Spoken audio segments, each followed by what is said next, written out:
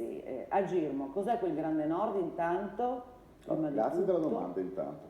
Prego. Allora, Grande Nord è una confederazione di movimenti del Nord che hanno un denominatore comune, fondamentalmente è l'autogoverno del Nord.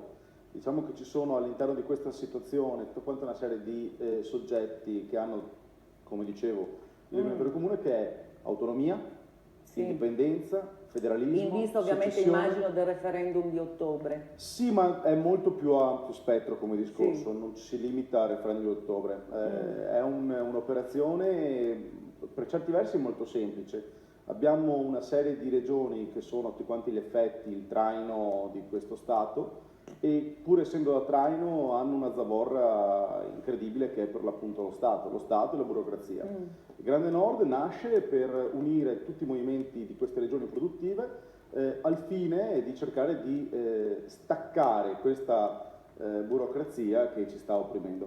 Per certi versi potremmo metterla come il sindacato del Nord come operazione. Per quanto ci concerne come indipendentisti, noi all'interno di questo movimento siamo e rimaniamo indipendentisti ovviamente, ma riteniamo che questo tipo di progetto possa essere propedeutico per avvicinarci sempre di più a quelle che sono le nostre istanze, che sono e rimangono quelle dell'indipendenza del Veneto. Questo è di base la fondamenta. È un movimento che ha intenzione di partecipare attivamente alla vita politica in tutto e per tutto.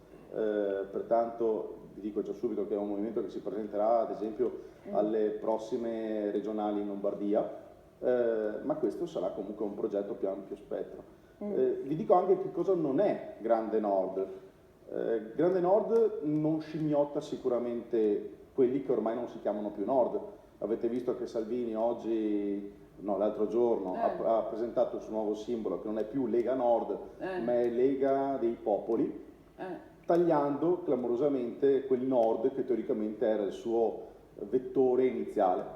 È da un po' che Salvini sta cercando ma adesso sta andando anche oltre. nel sud Italia, per cui è evidente che era un po' anacronistico quel Nord che è sempre stato il simbolo del Carroccio, no? Ma ancora più anacronistico è l'articolo 1 dello Statuto della Lega, dove l'articolo 1 dello Statuto della Lega prevede sostanzialmente la secessione della Padania. D'altro canto la Lega era nata per tutelare le ragioni del Nord. Oggi la Lega non è più quello.